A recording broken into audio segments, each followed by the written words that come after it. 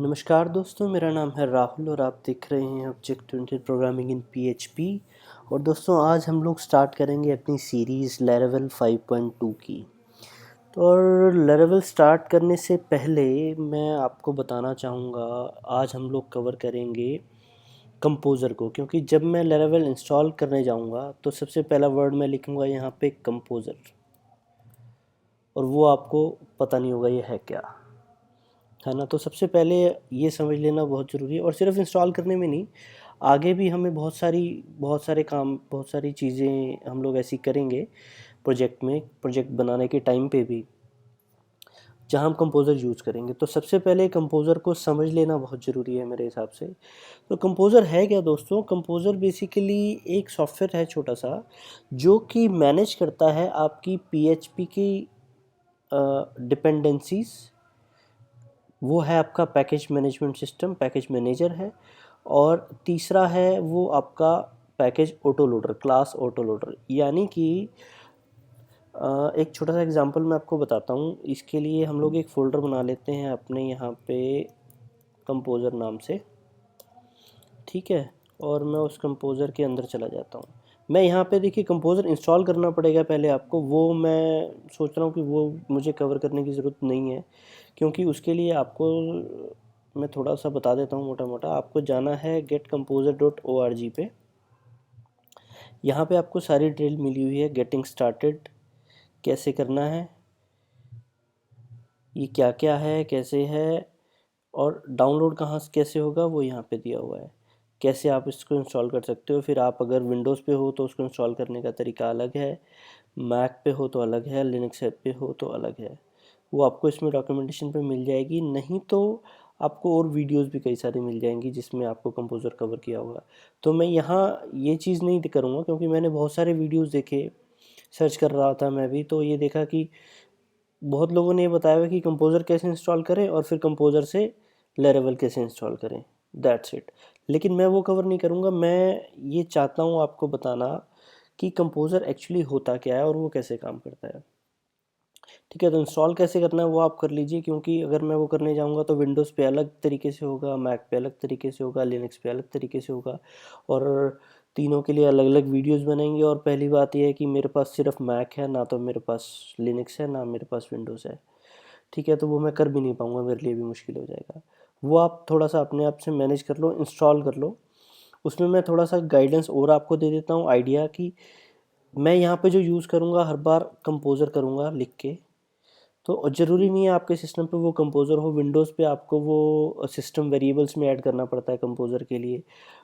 Otherwise जो by default install होती है फ़ाइल, वो कंपोज़र डॉट फार होती है, PHAR, ठीक है। तो वो आप उसको कैसे यूज़ करते हो, उसको आप यूज़ करते हो PHP स्पेस कंपोज़र डॉट फार, और आगे की कमांड्स सेम होगी। जैसे हम लोग लैरावेल जब इंस्टॉल करते हैं तो लिखते हैं क्रिएट प्रोजेक्ट, इस तरह से लिखते हैं क्रिएट प्रोजेक्ट लैरावेल। ये आगे कमांड चलती है, वो मैं आगे बताऊंगा।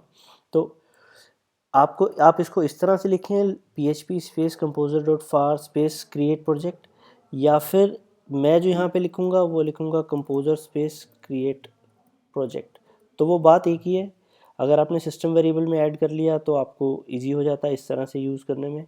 अदरवाइज़ आपको वो PHP स्पेस, और PHP को भी आपको सिस्टम वेरिएबल में ऐड करना पड़ता है। नहीं तो अगर आप वैम पे हो तो आप पूरा पाथ देते हो C:\vamp/bin/PHP 5 point something something /PHP करके, और फिर स्पेस कंपोज़र डॉट फार। तो उससे अच्छा है आप ये देख लो कि सिस्टम वेरिएबल कैसे ऐड होते हैं, क्योंकि PHP तो आपको करना ही पड़ेगा सबसे पहले। नहीं तो PHP का इतना लंबा पाथ लिखने में तो आदमी उसमें उलझ जाएगा कि ये क्या है, क्योंकि कमांड लाइन थोड़ी सी टिपिकल होती है आपके ग्राफिकल इंटरफेस की बजाय। तो आप उसको समझो।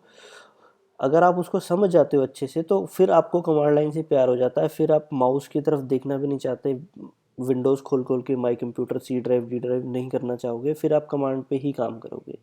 एक बार आपको समझ में आनी चाहिए, तो आप उस पर थोड़ी सी मेहनत करो, उसको समझो। तो मैं समझता हूँ कि आप फिर काफ़ी अच्छे जा सकते हो डेवलपमेंट में। और ख़ास तौर पे जब आप हाई लेवल फ्रेमवर्क्स की बात करते हो, जैसे लेवल है या सिम्फनी है, तो वहाँ पे आपको कमांड लाइन की ज़रूरत भी पड़ती है। और ख़ास तौर पे जब आप PHP पे काम कर रहे हो तो आपकी होस्टिंग सारी लिनक्स पे होती हैं, और लिनक्स कमांड लाइन के बिना कुछ नहीं होता, तो वो चीज़ भी बहुत ज़रूरी है। तो खैर हम लोग आगे बढ़ते हैं अपने कंपोज़र के साथ। ये क्रिएट प्रोजेक्ट अभी मैं हटा देता हूँ, ये हम लोग बाद में करेंगे, अभी हम लोग कंपोज़र पे फोकस करेंगे पूरा। तो कंपोज़र एक प्रोग्राम है, जैसे मैंने बताया, वो आपका ऑटो लोडर है, वो आपका डिपेंडेंसी मैनेजर है, वो आपका पैकेज मैनेजर है।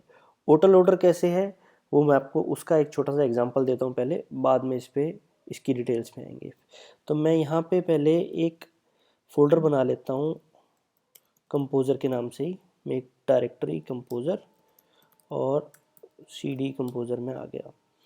इस फोल्डर को हम लोग अपने इसमें प्रोजेक्ट में अपने सबलिम टेक्स्ट में मैं ऐड कर लेता हूँ, ताकि यहाँ पे फाइल्स वगैरह न्यू क्रिएट करने में हमारे को आसानी होगी। मैप में मेरा htdocs के अंदर होता है, यहाँ मेरे कंपोज़र का फोल्डर मिलेगा। ठीक है, तो जो ऑटो लोडर मैं बता रहा हूँ आपको, वो इस तरह से है। ये मैंने 2 बार बना दी क्या कंपोज़र डायरेक्टरी? हाँ, अरे सॉरी, मैं अपनी एक डायरेक्टरी रिमूव कर देता हूँ कंपोज़र की। ठीक है, तो इसमें मान लीजिए अभी अभी तक जैसे हम करते हैं, हमने यहाँ पे क्लास बनाई abc.php। इसका भी मैं साइज़ थोड़ा बड़ा कर लूँ।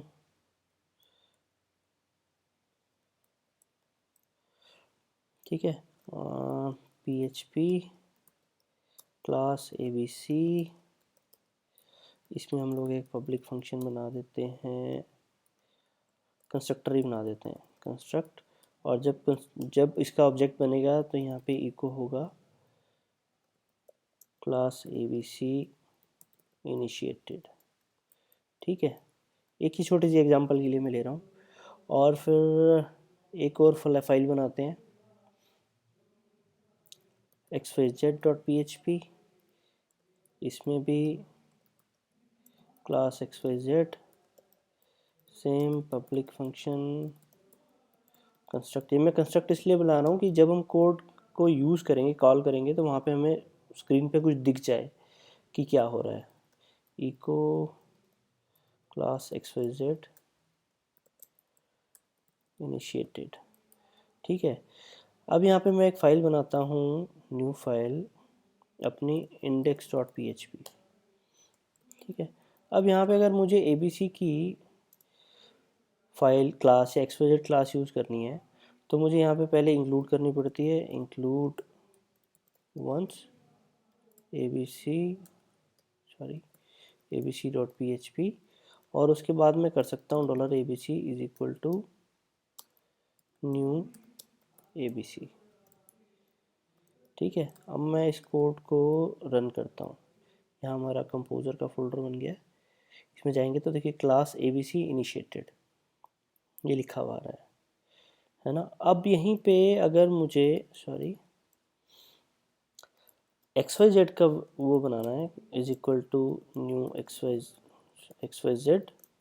तो अभी क्या एरर आ जाएगा, fatal error, class xyz not found. क्यों आ जाएगा? क्योंकि हम लोगों ने xyz क्लास इंक्लूड नहीं की। फिर मुझे क्या करना पड़ेगा, इंक्लूड वंस xyz.php। ठीक है, अब वो आ गया क्लास xyz इनिशिएटेड, क्योंकि क्लास हमारी उसको मिल गई। तो यहाँ पे मैं आपको जो बताना चाह रहा हूँ वो ये है कि जो हमारा ये सिस्टम है PHP जो हमारी काम करती है, उसको वो फाइल सारी चाहिए होती हैं पहले। तो यहाँ पे हम कंपोज़र हमारे को कैसे इजी करता है कि हमारे को अगर कोई भी फाइल चाहिए तो हमें यहाँ पे सिर्फ एक फ़ाइल इंक्लूड करानी होती है, जो अभी यहाँ पे नहीं है, इंक्लूड वंस। वो यहाँ पे आपका वेंडर का फोल्डर बन जाता है एक बाय डिफ़ॉल्ट, और उसके अंदर होती है autoload.php। उसको आपने अपनी इंडेक्स फाइल में इंक्लूड करा दिया। उसके बाद कंपोज़र के थ्रू आप जितने भी पैकेजेस इंस्टॉल करोगे, जितने भी डिपेंडेंसी रिक्वायरमेंट्स डालोगे, आपको कोई भी फाइल इंक्लूड करने की ज़रूरत नहीं। इस तरह से आप बस $abc is equal to new abc करोगे तो आपका ऑब्जेक्ट क्रिएट हो जाएगा। वो ये नहीं बोलेगा कि क्लास नोट फाउंड।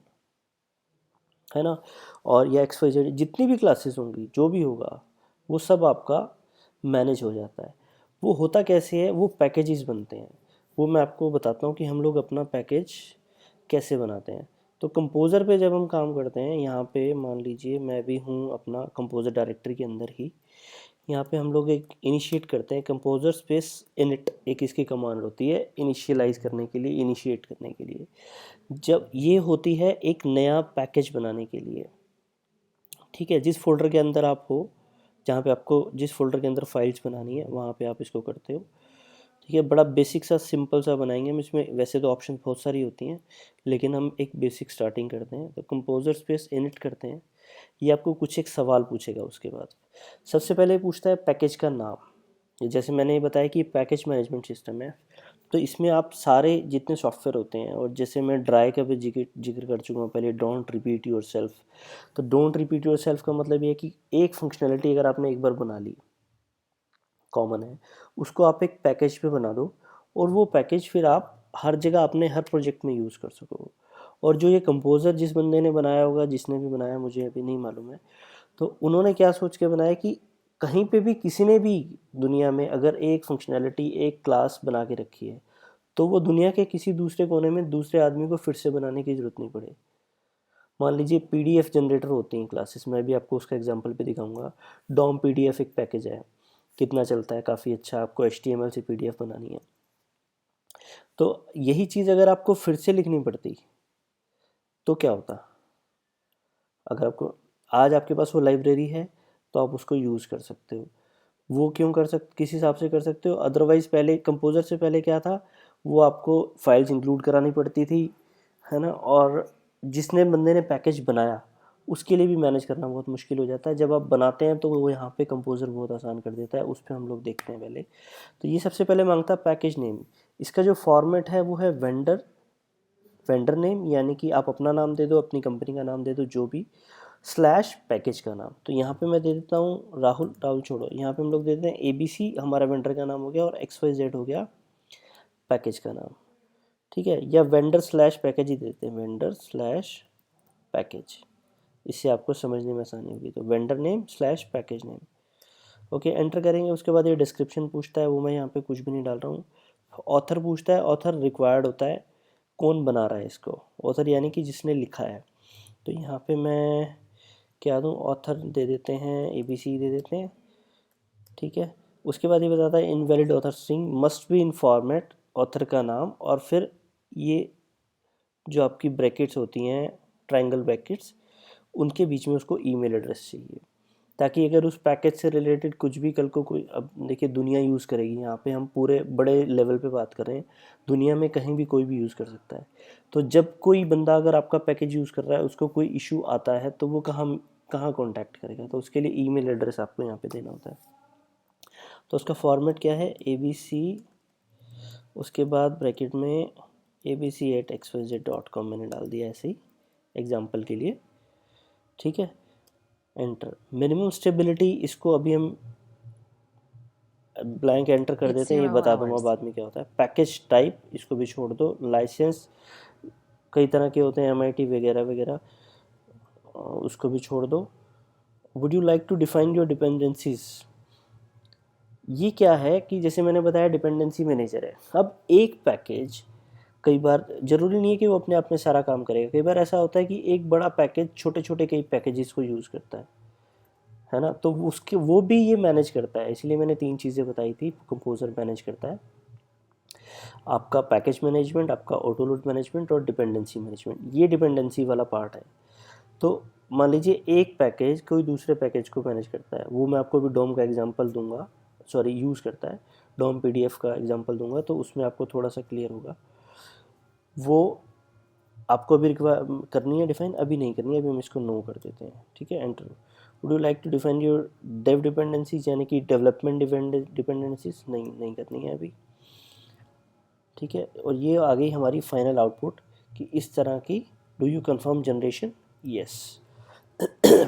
तो जब हम यस करते हैं, ये क्या करता है, ये एक जेसन फाइल बनाता है, composer.json फाइल यहाँ पे इसने बना दिया। मैं यहाँ पे आइटम्स देखूंगा तो ये ABC XYZ index.php हमने बनाई थी, उसके साथ में composer.json एक और नई फाइल बन गई है। इसको आप अपने यहाँ पे भी देखेंगे हम सबलाइन टेक्स्ट में यहाँ पे, तो यहाँ पे देखिए ये composer.json की फाइल एक नई बन गई है। जो चीज़ें उसने हमें वहाँ पे पूछी थी वो यहाँ पे दिख रही हैं। अब चीज़ एक मैं आपको ये बता दूँ कि ज़रूरी नहीं है आपको वहाँ से ही बनाना है फाइल, ये आप मैनुअली भी फाइल क्रिएट कर सकते हो, कुछ भी नहीं है, एक ऑब्जेक्ट बना हुआ है जेसन का, ज़्यादा कुछ खास नहीं है।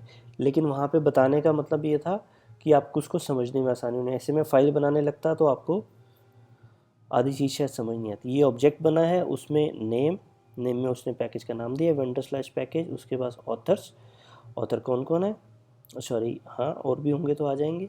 और रिक्वायर में हम लोगों ने किया था कि अभी हमें नहीं देना है, तो इसलिए उसने ब्लैंक ऑब्जेक्ट दिया यहाँ पे। अगर आप यहाँ डाल दो तो वो आपकी रिक्वायरमेंट भी फुलफ़िल कर देगा। वो मैं आपको दिखाता हूँ 2 मिनट में। ठीक है, ये हमारी कंपोज़र की जेसन फाइल हो गई आपके पैकेज की। जो आप फाइलें इस पैकेज में बनाओगे वो आप इस कंपोज़र फोल्डर के अंदर बनाओगे, और फिर इसको हम लोग अपलोड कर देते हैं रेपोजिटरी पे। यानी कि इसके लिए उन्होंने एक सेंट्रल सर्वर बनाया है, एक वेबसाइट है packages.org, जहाँ पे आपको ये सारे पैकेजेस जो भी बनाता है, लोग चाहते हैं ओपन सोर्स सॉफ्टवेयर हैं जैसे कि कोई भी यूज़ कर ले, तो वो सारे पैकेजेस वहाँ पे रखे जाते हैं।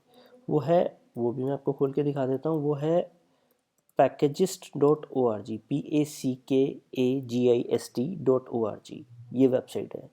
तो यहाँ पे आप, वैसे तो डिटेल दी है उन्होंने कि कैसे कैसे defining your dependencies, define your package, तो हर बंदा डिटेल देता है, install composer in your project वगैरह वगैरह सब दिया है।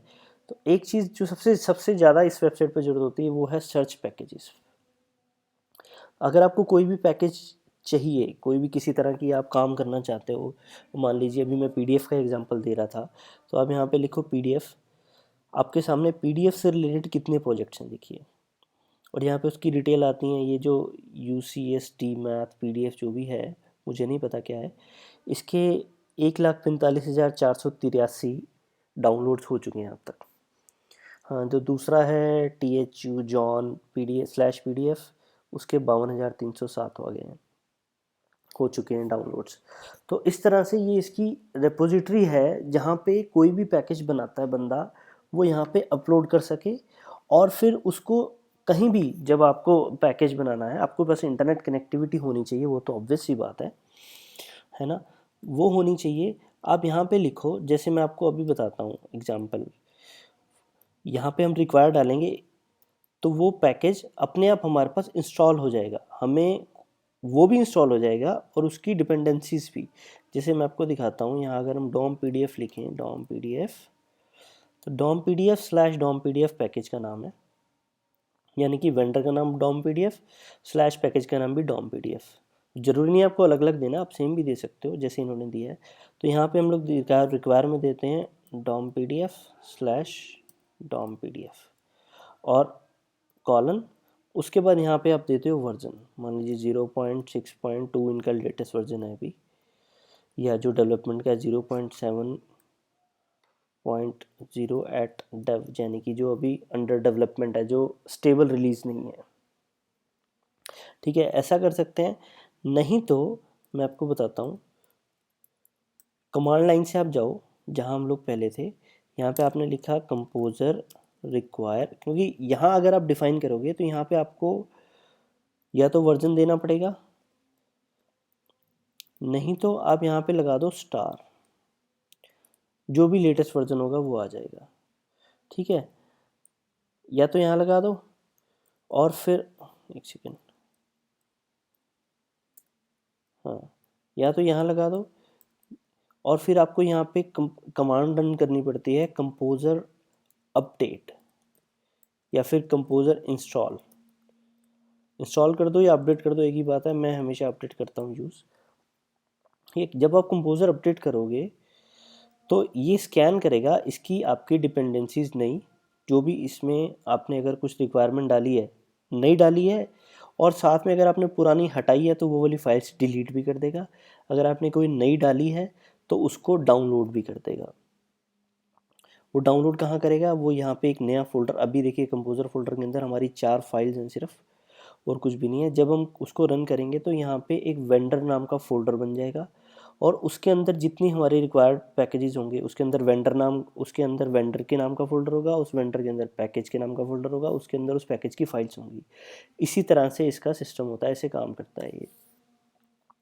ठीक है, तो यहाँ पे अभी अभी मैं इसको अपडेट करता हूँ। अभी उसमें हमने कुछ भी नहीं डाला, यहाँ पे हमारी फाइल में रिक्वायर में कुछ भी नहीं है, तो नया कुछ भी नहीं होगा। ये आ रहा है, देखिए, loading composer repositories, updating dependencies including required है। जैसे कि यहाँ पे रिक्वायर का एक ऑब्जेक्ट है, ऐसे रिक्वायर्ड डेव का भी हो सकता है। मैंने आपको बताया था कि बहुत सारी चीज़ें होती हैं इसमें, अभी हम लोगों ने सिर्फ एक बेसिक रखी है, इसलिए यहाँ पे वो चीज़ है नहीं। तो अभी ये रन कर रहा है, अभी कुछ भी अपडेट नहीं होगा यहाँ पे, क्योंकि हम लोगों ने कुछ डिफाइन किया ही नहीं, कुछ इंस्टॉल नहीं होगा।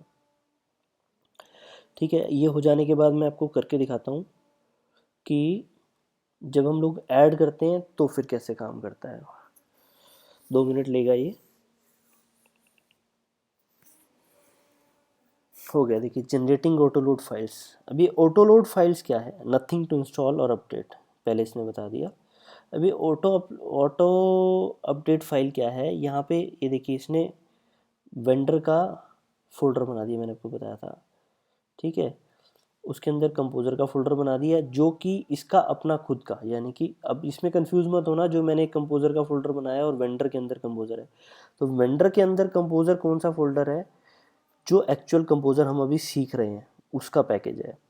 और जो ये बाहर वाला कंपोजर है, क्योंकि हम कंपोजर सीख रहे हैं इसलिए मैंने कंपोजर के नाम का पैकेज बना दिया था, तो इस फोल्डर बना दिया था, इसलिए आप कंफ्यूज मत होना। तो वेंडर के अंदर यहाँ कंपोजर बना दिया, उसके अंदर उसकी फाइल्स हैं। ठीक है, और यहाँ पे एक फाइल मिलेगी आपको autoload.php, जो मैं आपको अभी बता रहा था। इसको खोल के पढ़ने की आपको कोई ऐसी टेंशन वाली बात नहीं है।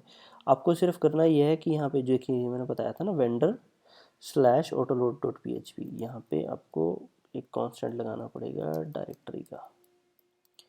ठीक है, ये कांस्टेंट होता है इस पर्टिकुलर डायरेक्टरी के लिए जहाँ पे ये फाइल है इंडेक्स वाली, यानी कि इस कंपोजर वाला फोल्डर। उसके आगे हमने फिर कंकैटिनेट कर दिया /vendor/autoload.php, यानी कि ये फाइल हम लोगों ने इंक्लूड कर ली। तो जब ये फाइल आपने इंक्लूड कर ली, उसके बाद आपको किसी चीज़ की ज़रूरत नहीं पड़ती फाइल्स इंक्लूड करने की। ऐसे नहीं, मतलब ऐसा नहीं कि आपने ऐसे ही कर दिया, उसमें आपको नेम स्पेस डिफाइन करना पड़ता है अपने उसके लिए, वो हम लोग फिर आगे करेंगे, पहले इसको क्लियर कर लें। ये आप फाइल इंक्लूड कर लेते हो इसमें, और ये वाली फाइल्स तो अभी मैं डिलीट ही कर देता हूँ, abcxyz delete, okay, xyz delete, okay, don't save. ठीक है, अभी हमारे पास बची सिर्फ हमारी index.php, हमारी composer.json और हमारा वेंडर का फोल्डर। ये वेंडर का फोल्डर आपको खोल के देखने की वैसे ज़रूरत नहीं होती, लेकिन अभी मैं आपको दिखाऊंगा कि यहाँ हमारे पास कौन कौन सी डायरेक्टरी आ रही है। अगर आपको इसमें अभी छोटा दिख रहा होगा वहाँ पे शायद, तो मैं यहाँ पे आपको cd वेंडर करके दिखाता हूँ कमांड लाइन पे। यहाँ पे लिस्टिंग देखते हैं तो ये autoload.php आ रही है और कंपोजर की फाइल डायरेक्टरी आ रही है एक। अब यहाँ पे मैं वापस जाता हूँ अपने उसी फोल्डर में रह के जहाँ पे composer.json है। यहाँ मैं लिखता हूँ composer require tom/pdf।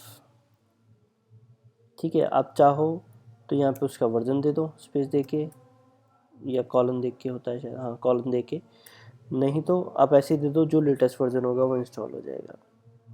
ठीक है, अब जब मैं इसको एंटर करूँगा तो ये वाली फाइल ये एडिट करेगा पहले, जो हमारी composer.json है। यहाँ पे रिक्वायर में आपको वो एंट्री दिख जाएगी, ऑटोमेटिक हो जाएगी, और साथ ही साथ वो फाइल्स डाउनलोड भी कर देगा। इस वेंडर फोल्डर के अंदर नया फोल्डर बन जाएगा DOM-PDF का, उसके अंदर उसकी सारी फाइल्स डाउनलोड हो जाएंगी। और फिर एक उससे ज़्यादा बड़ी क्या चीज़ है, डिपेंडेंसी मैनेजमेंट। जब आप DOM-PDF पे जाते हो, ये पैकेज की डिटेल हमने खोली है, तो यहाँ पे देखिए रिक्वायर्स लिखा है, इसको PHP 5.3 चाहिए, EXTGD चाहिए, EXTDOM चाहिए, EXTMB स्ट्रिंग चाहिए। ये सारे पैकेजेस हैं, जैसे मैंने बताया कि एक पैकेज बाकी दूसरे छोटे पैकेजेस से मिलके बड़ा पैकेज बनता है। तो ये डॉम पीडीएफ पैकेज जो है उसको बनाने के लिए, उसको यूज़ करने के लिए, चलने के लिए इन सब पैकेजेस की रिक्वायरमेंट होती है। तो ये क्या करेगा, जितने पैकेज इंस्टॉल, मान लो डॉम पीडीएफ इंस्टॉल कर रहे थे हम, तो उसकी अपनी एक कंपोजर डॉट जेसन है, उसको खोलेगा, उसमें क्या क्या रिक्वायरमेंट है जैसे ये है, इनको इंस्टॉल करेगा। फिर आगे फिर मान लीजिए extgd आगे किसी और पैकेज पे डिपेंड करता है, उसमें कुछ और डाला, उसकी कंपोजर में रिक्वायर कुछ और है, एक और पैकेज किसी और वेंडर का, फिर उसको भी इंस्टॉल करेगा। उसके अंदर अगर कुछ और रिक्वायर्ड है तो उसको भी, मतलब जितने पैकेजेस रिक्वायर्ड हैं आपके इस पर्टिकुलर प्रोग्राम को चलाने के लिए, सारे के सारे ऑटोमेटिकली इंस्टॉल करेगा। और फिर अगर आपने कभी ये रिमूव कर दिया तो फिर उनको रिमूव भी करेगा जो रिक्वायर्ड नहीं है। तो सारा का सारा प्रोसेस ऑटोमेटिक हो जाता है, कहने का मतलब है। तो अभी मैं फिर अब इसको करके दिखाता हूँ, बातें बहुत हो गई। Composer require DOM PDF slash DOM PDF, enter. ये कई बार ले लेता 2-4 मिनट, वैसे तो हमें थोड़ा इंतज़ार करना चाहिए। देखते हैं क्या निकल के आता है रिजल्ट।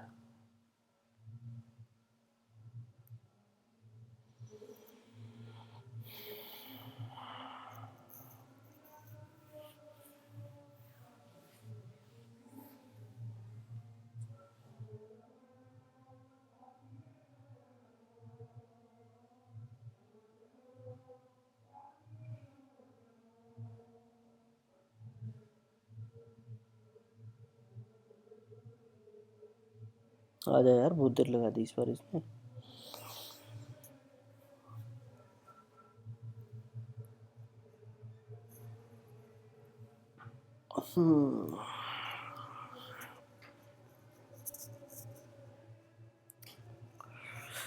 चल पड़ा।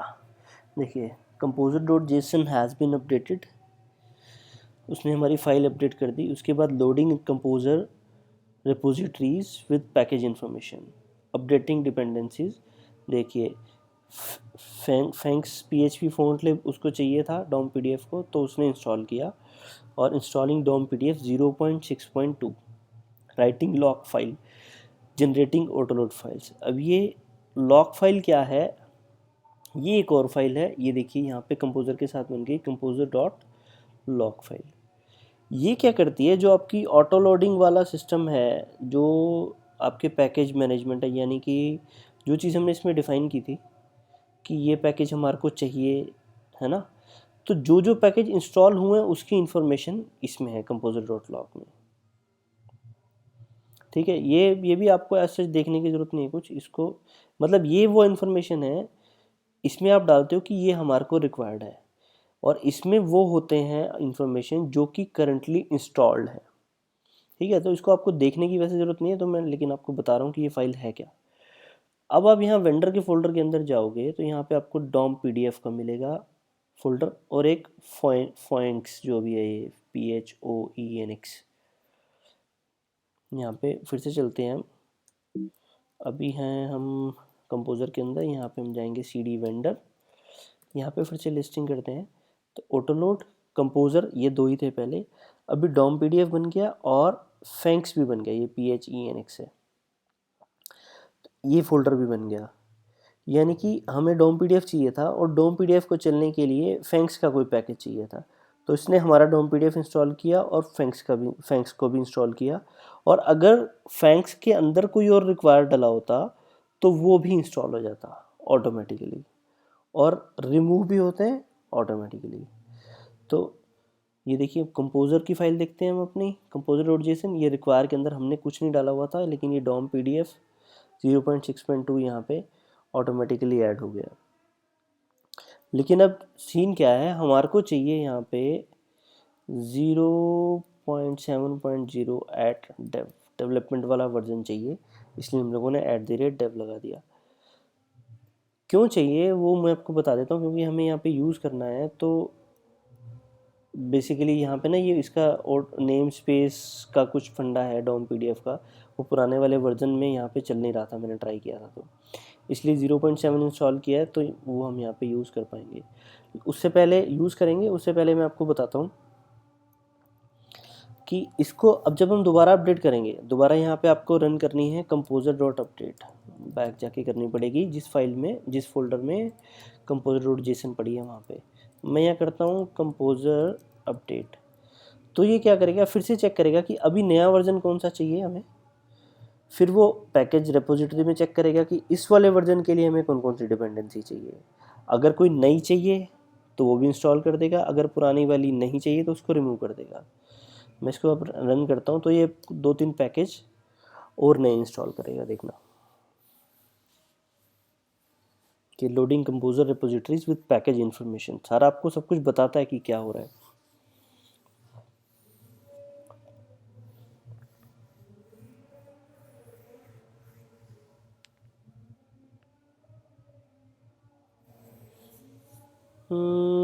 यहाँ पे एरर आई, ये देखिए यहाँ क्या एरर आई, your requirement could not be resolve to an installable set of packages. इसको इशू मिला कि 0.7.0 जो है वो ये नहीं है, डेवलपमेंट में नहीं होगा, मतलब ये वाला वर्जन इसको नहीं मिला। तो मैं क्या करता हूँ 0.7 स्टार कर देता हूँ, तो अभी शायद हो जाना चाहिए सॉल्व। फिर से रन करते हैं।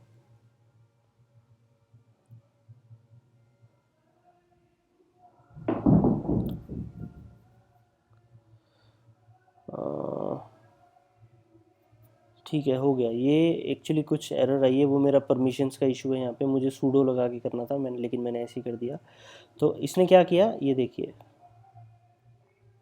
इंस्टॉलिंग फॉइंक्स PHP SVG lib 0.1, ठीक है, रिमूविंग 0.2.2, इंस्टॉलिंग 0.4, ठीक है। तो SVG lib यहाँ पे नहीं थी, जो हमारे को 0.6.2 में नहीं चाहिए थी, तो वो उसने इंस्टॉल नहीं की थी। लेकिन 0.7 डॉट पॉइंट जो भी है, जो वर्जन आया होगा स्टार के साथ, उसमें इसको चाहिए, तो इसने वो इंस्टॉल कर दी। उसके बाद जो आपका ये है 0.6.2 में 0.2.2 चाहिए था, उसने डाल के रखा था, तो वो इंस्टॉल की थी। अब वो नहीं चाहिए तो वो रिमूव कर दी, लेकिन 0.7 में 0.4 चाहिए ये PHP फॉन्ट लिब का वर्जन, तो वो इंस्टॉल कर दिया। और 0.6.2 रिमूव कर दिया, और डॉम PDF डेवलपमेंट वाला वर्जन जो है वो इंस्टॉल कर दिया। यानी कि हमने सिर्फ एक कमांड लिखी और ये सारा का सारा काम ऑटोमेटिक हो गया। कितना इजी है ना, कितना आसान। नहीं तो आप एक पैकेज इंस्टॉल कर रहे हो, एक रिमूव कर रहे हो, डाउनलोड कर रहे हो फाइल्स, उसमें कॉपी कर रहे हो, फिर कहीं पे फाइल परमिशन का इशू है, कहीं पे, हालांकि परमिशन का तो इसमें भी एक आधी बार कहीं आ जाता है, लेकिन उतना नहीं आता। कहीं पे कोई पैकेज मिसिंग है, कोई कंपैटिबिलिटी कि ये तो इस वर्जन के साथ चलता है या इसके साथ नहीं चलता है, वो सारी चीज़ें इसमें ऑटोमेटिक मैनेज हो जाती हैं एक कमांड के साथ। और इसके बाद अब आपको फिर उससे बड़ी बात जो है कि ऑटो लोड वाली, वो आपको कुछ भी इंक्लूड करने की ज़रूरत नहीं है। ये आपने इंक्लूड वंस ऑटो लोड कर दिया, तो आपको सिंपली क्या करना है, यहाँ पे आप करते हो यूज़ डॉम PDF/डॉम PDF, और PDF इज इक्वल टू न्यू डॉम PDF। मैं इसको अभी रन करके देख लेता हूँ कि कोई एरर नहीं आनी चाहिए। ये देखिए रिफ़्रेश कर रहे हैं तो कोई एरर नहीं आ रही, कुछ आउटपुट भी नहीं आ रहा, क्योंकि हम लोगों ने सिर्फ क्लास इनिशिएट की है और ऑब्जेक्ट बनाया, इस पर कुछ रन नहीं किया। $PDF इसका मेथड होता है लोड HTML, ठीक है। इसमें मैं HTML दे देता हूँ, H1 लगा के देखते हैं बनाता है कि नहीं। हेलो वर्ल्ड, ठीक है। उसके बाद $PDF रेंडर, ये इसके मेथड हैं इस डॉम PDF के, और $PDF स्ट्रीम, सेव, रिफ्रेश, और ये आपकी PDF बना के दे दी इसने हेलो वर्ल्ड H1 में। इस तरह से। और यहाँ पे देखो मैंने कोई फाइल इंक्लूड नहीं की, सिर्फ एक ऑटो लोड के अलावा। और ये ऑटो ये नहीं है कि सिर्फ इस पैकेज के लिए, आपने जितने भी अभी PDF के लिए इंस्टॉल किया है, बाद में मान लीजिए आपने कोई इंस्टॉल किया, मान लो WXYG एडिटर होता है जो, उसके लिए उसका पैकेज इंस्टॉल किया, तो वो भी आपको कुछ फाइल इंक्लूड करने की ज़रूरत नहीं है। और ये भी ये यूज़ लिखा है मैंने, ये नेम स्पेस है, मेरे हिसाब से आपको पता होगा। अगर नहीं पता तो आप मेरी नेम स्पेसिस वाली वीडियो देख लीजिए, तब आपको क्लियर हो जाएगा। तो मतलब ये आपको यूज़ भी ज़रूरी नहीं है कि यूज़ करके ही करना है। यहाँ पे आप डायरेक्ट भी लिखो डॉम pdf/डॉम pdf तो भी काम करेगा। ये देखिए, ये रहा, ठीक है। तो यहाँ पे ये हो गई इसकी ऑटो लोड वाली कहानी। तो ये क्या करता है, आपका रिक्वायरमेंट्स, डिपेंडेंसीज, पैकेजेस और ऑटो लोड सब कुछ मैनेज करता है। तो ये कंपोजर मतलब ये कहते हैं ना कि पावरफुल प्रोडक्ट, पावरफुल टूल, वो है ये। और इसमें जब आप मान लीजिए हम इंस्टॉल करते हैं लेरेवल, आज इंस्टॉल तो कर ही देते हैं, बाकी फिर आगे करेंगे। मैं हूँ अपनी कंपोजर डायरेक्टरी से बाहर चला जाता हूँ। यहाँ पे मेरे सारे पैकेजेस पड़े हैं, जो भी फोल्डर्स हैं मेरे htdocs में। यहाँ पे मैं लिखता हूँ कंपोजर क्रिएट प्रोजेक्ट स्पेस। ये कमांड है एक नया, मान लीजिए वो तो आप अपने पैकेज में, जो हम अपना पैकेज बना रहे थे कंपोजर का, उसमें आपने डिपेंडेंसीज रिक्वायरमेंट लगाई थी, है ना। और यहाँ पे हम लोग क्या कर रहे हैं, अभी हम लोग एक बने हुए प्रोजेक्ट को यहाँ पे, बने हुए पैकेज को यहाँ पे एज ए प्रोजेक्ट बना रहे हैं। तो उसके लिए कमांड है क्रिएट प्रोजेक्ट स्पेस, अब vendor name slash package name, यानी कि लेरेवल स्लैश लेरेवल, दोनों सेम है। जैसे डोम pdf में उन्होंने दिया हुआ था, लेरेवल में भी सेम दिया हुआ है। लेरेवल ही वेंडर का नाम है, लेरेवल ही पैकेज का नाम है। और आप कर देते हो, उसके बाद आप देते हो यहाँ पे स्पेस देके, अगर आप ऐसे ही एंटर कर दोगे तो इंस्टॉल हो जाएगा, वहाँ पे एक लेरेवल नाम का फोल्डर बन जाएगा। लेकिन अगर आप चाहते हो कि कुछ और नाम देना है पैकेज का, तो आप उसको स्पेस दे के जो उस नाम से देना है उस नाम से फोल्डर बन जाएगा। तो composer create project laravel slash laravel space, इसका हम नाम दे देते हैं, मान लीजिए L5 स्मॉल में दे रहा हूँ मैं। तो हमारा जो बनना है, जो हम इंस्टॉल करेंगे, अभी लेटेस्ट वर्जन है 5.2 पॉइंट समथिंग, तो L5 नाम का मैं यहाँ पे फोल्डर बन जाएगा और उसके अंदर ही इंस्टॉल हो जाएगा। मैं करता हूँ enter.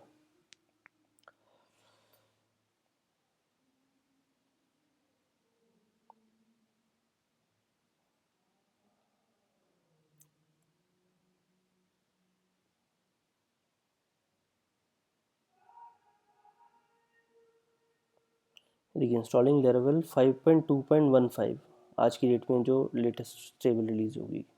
Created project in L5, loading composer repositories with package information.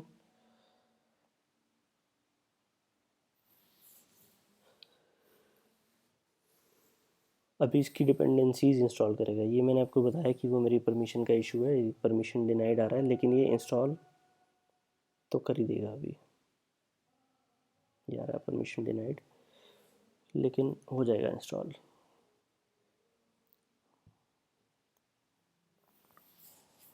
अब इसकी डिपेंडेंसीज इंस्टॉल करेगा ये, और उन डिपेंडेंसीज में अगर कोई और डिपेंडेंसी होगी तो वो भी इंस्टॉल करेगा।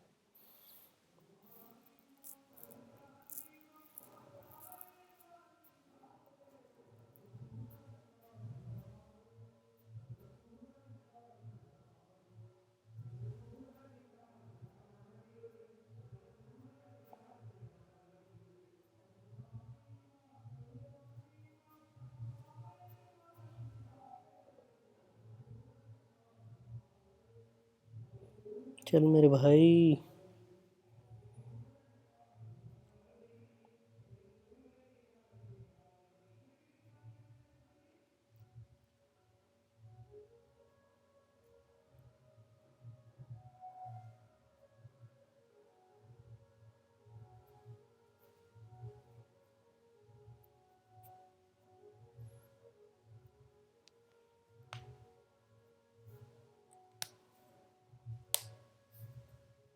ये देखिए इसकी डिपेंडेंसीज आ गई। लेरेवल फ्रेमवर्क इंस्टॉल हो रहा है 5.2.17।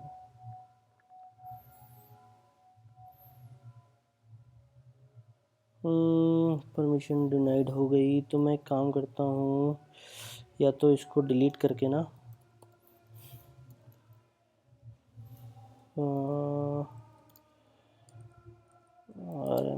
srf-l5 sudo के साथ ही लगा देता हूँ, sudo composer create project laravel/laravel l5,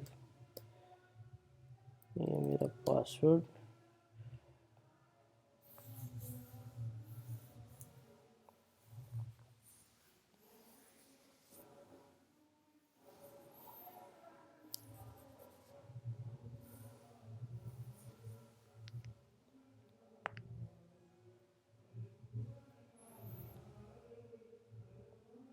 फिर से क्रिएटेड प्रोजेक्ट और इंस्टॉलिंग डिपेंडेंसीज। अभी इसमें आप नोट करिएगा एक चीज़ कि लैरावेल में बहुत सारी जो डिपेंडेंसीज हैं वो सिम्फनी के पैकेजेस हैं। उसकी रूटिंग ये यूज़ करता है, उसके मेरे ख्याल से HTML के शायद पैकेजेस हैं, बहुत सारे पैकेजेस हैं, मतलब नाम तो मुझे याद नहीं है अभी, लेकिन बहुत सारे पैकेजेस सिम्फनी के यूज़ करता है। देखिए सिम्फनी आता है, डॉक्ट्रिन का पैकेज यूज़ करता है, मोनोलॉग DB का यूज़ करता है। तो यही चीज़ें अगर इनको फिर से लिखनी पड़ती तो बहुत प्रॉब्लम हो जाती। ये जी हो गया इंस्टॉल, क्लास लोडर जनरेट हो रहा है, एप्लीकेशन की सेट सक्सेसफुली हो गया, लैरावेल हो गया इंस्टॉल। और यहाँ पे हम आपको दिखाएं, फिर से बैक जाते हैं, यहाँ पे L5 का फोल्डर बन गया है, इसके अंदर हम लोग जाएंगे पब्लिक में, तो यहाँ पे हमारा व्यू लोड होगा, वो हम लोग बाद में देखेंगे। पहले मैं आपको दिखाता हूँ CD L5 LS, ये सारी इसकी डायरेक्टरीज़ हैं। और ये क्या क्या ऐप है, आर्टिसन, कॉन्फ़िग, पब्लिक, ये सब है। इसको हम लोग समझेंगे आगे फिर क्या है, कैसे है डायरेक्टरी स्ट्रक्चर और कैसे काम करेगा वगैरह वगैरह वगैरह। तो अभी वैसे ही बहुत देर हो गई, मुझे लग रहा है आधा पौना घंटा हो गया यार रात। तो जो भी है ठीक है। अभी कंपोज़र मैं समझता हूँ कि क्लियर हो गया होगा आपको, और फिर भी कोई डाउट होता तो आप कमेंट्स में छोड़ो अपना क्वेश्चन, मैं आपको जवाब दूंगा ज़रूर। और उम्मीद करता हूँ पसंद आया होगा। वैसे लाइक करें वीडियो को, कमेंट्स करें, शेयर करें, और नई वीडियोस के लिए सब्सक्राइब कर रहे हैं हमारे यूट्यूब चैनल पे। मिलते हैं नेक्स्ट वीडियो में, तब तक के लिए बाय बाय, नमस्कार।